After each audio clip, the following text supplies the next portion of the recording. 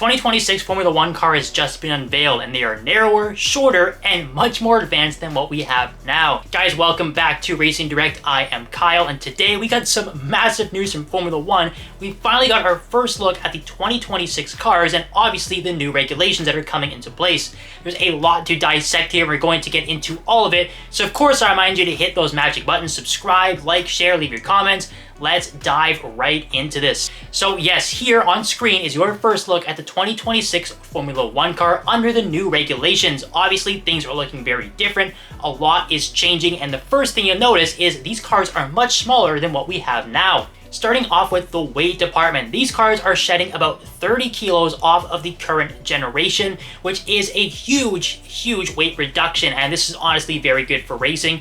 And obviously, as you can see, the dimensions are much smaller. The wheelbase has been reduced by 200 millimeters from 3600 to 3400, and the width of the cars has been reduced by 100 millimeters from 2000 to 1900. Now, if you want a comparison of how big these cars actually are, a modern-day Lamborghini Aventador S is about 2030 millimeters wide. So yes, a modern Formula One car is as wide as a Lamborghini Aventador, which is just ridiculous, and obviously it's way too big. So anything to make these cars smaller is always a good thing. And why is that a good thing? Well, it's pretty obvious. That means we should get some better racing on track, because with smaller cars, there is more room for overtaking. And it's not just the chassis and the bodywork themselves that have gone through some massive makeovers. The tires are also getting smaller too. They have reduced the tire size, the width, from 25 millimeters in the front and 30 millimeters in the rear. Those are pretty massive changes. Obviously, it sticks out like a sore thumb when you look at these things from front on as well. Now, the other thing that needs to be looked at with this change in tire dimensions is, of course, the grip. F1 is sticking with 18-inch tires for these 2026 regulations, so who knows, maybe reducing or narrowing these tires is going to have a bit of a negative effect on the grip. We'll have to sort of see when that comes around. I'm sure the engineers back at F1 Pirelli, though, are going to have that sorted out well before these cars hit the track in 2026. Now, these changes with the bodywork are also seeing massive effects on downforce and drag. There's a 30% reduction in downforce on these new cars and a 55% reduction in drag, which is absolutely massive that they've narrowed those numbers down so much. And why is that a good thing? Well, this obviously means that the cars should be able to follow much closer to each other with less downforce and less, as many people would call it, luggage hanging off of the cars. Because once these new regulations come into place, that's going to be a massive talking point, is can the cars actually stick close together, and how good is the racing actually going to be? Because once the new regulations came into place, or what we have now in 2022, one of the main talking points, or one of the things that F1 was trying to focus on, was trying to get the cars to follow each other more closely through the high speed and the low speed corners, because before they were far too spread out. It was very hard to have close battling. That was one of the things they wanted to sort out. Now, I would say they made a slight improvement in that department, but it's still not as good as what everyone was hoping for, or probably what F1 was hoping for as well. They know that they can still improve the product on track, so having these massive reductions of 30 and 55% is really going to help that factor. While the changes in dimensions to the car and the weight reduction and narrowing and shortening is always pretty interesting to talk about, I think the one main thing that has really stood out to me so far from these new regulations is that DRS is no more. Yes, you heard that correctly. F1 is going a completely different route to try and improve overtaking and increase the amount of passing opportunities that they have during a race. The main thing to note about these changes is that these cars have active aero. That is going to affect the front wing and the rear wing. The rear wing has 3 different components, where the front has 2, and these will be able to change on the fly with driver inputs. It's really quite interesting. It's something I was not expecting to hear. This is very exciting to me, and probably my favorite part of these new regulations. So these are classified as Z setups and X setups. The Z is for high downforce configurations, where the X setup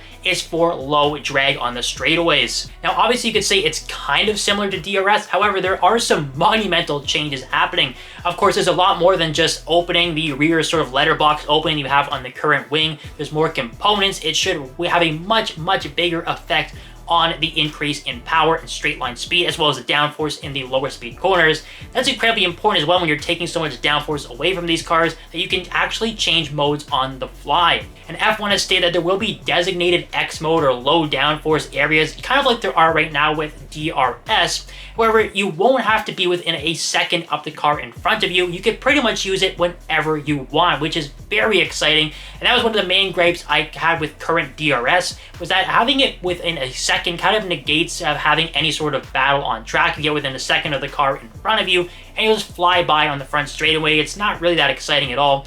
Whereas this will actually have a much cooler effect where both cars can actually use it, and it's really down to the driver to put up a better fight and get the car into an overtaking position. Of course, yes, you will still have some assistance with that X mode setup, but I think this is a much better route than the current DRS, and I'm very excited to see how they're going to implement this on track.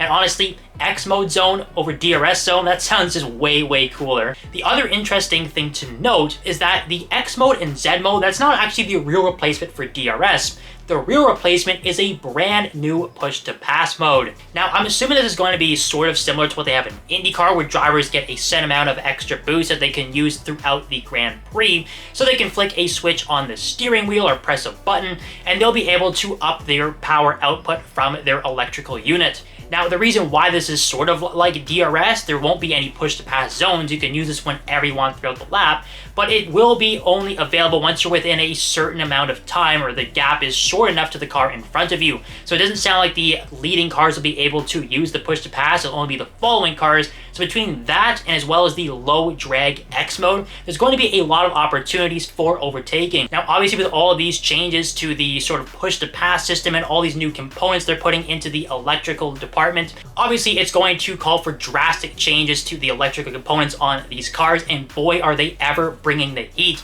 F1 has stated that there will be a 300% increase in electrical power with these new power units, which is absolutely ridiculous. Now, we do know these new power units are still going to be hybrids, and there's been a massive push to focus on increasing that electrical power, and it definitely sounds like F1 is providing just that. These new power units are going to be insanely fast, and it's going to be very exciting when we get more information on those. And of course, with the massive green push that pretty much every motorsport is trying to achieve right now, these cars will be running on 100% sustainable fuels, which is pretty cool for the future because that means we don't have to go to full electric. The cars are still going to be making noise, except they're going to be much better for the environment, which is always pretty nice to hear. Now, obviously, all these changes are extremely exciting from the technical aspect all the way through the chassis department, the aerodynamics. It's very exciting to see, and it looks really promising going into the future. Still a little lukewarm on the actual design of the cars and what they look like, but hey, I really don't care if they're ugly or beautiful. It doesn't really matter what they look like to me, as long as we have good racing on track.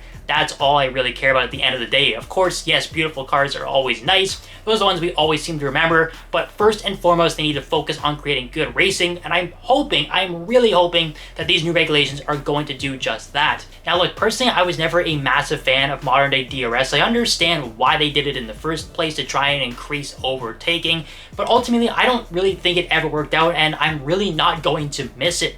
Because look, what they ended up providing us is a lot of just straight line overtakes at the end of the day. That's not really exciting. We want to see close battle. We want to see wheels banging. We want to see tires screeching. We don't want to see two cars just kind of soaring past each other at 330 kilometers an hour. There's not really much of a challenge. Just get to within 1 second of the car in front of you, and there's a pretty good chance you might be able to overtake them. Or the alternative is we get the damn nasty DRS trains, which nobody likes to see. That's where everyone just sort of sits in each other's dirty air, and while they have DRS on each other, they just can't seem to get the clean air to get by. I think these new methods with the X and the Z mode setups, so being able to switch between low and high drag downforce setups, I think that's much better, as well as the push to pass element for the sort of following the cars within a second of each other and not being restricted to where you can use it on track is so much more interesting, and I think that is really going to be beneficial. So yes, I am extremely excited to see these rules and regulations. I'm pretty much happy with all of them. I think these are all very good decisions, and I can't wait to see what these cars are like on track. I'm sure we're going to be getting more information on these in the coming weeks and months and years as well. So it's going to be really cool to see how these things develop and see what other kind of information we get out of them. Now, whether or not the drivers are actually going to enjoy having less downforce on these cars is another mystery that needs to be solved. We don't really know how that's going to feel just yet. But I think from an overall fan's perspective, it's going to be extremely exciting to check these cars out. And yes, I do believe we are going to get closer racing and better battling.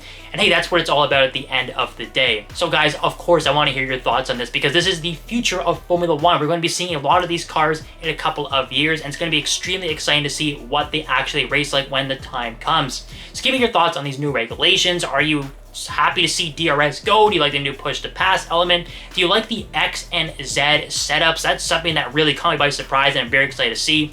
And of course, I want to know what you think about these smaller dimensions as well, because smaller cars and lighter cars is always better for racing. Leave those comments down below, guys, and as always, I remind you to subscribe, like the videos, and share them with your friends. We'll see you next time on Racing Direct.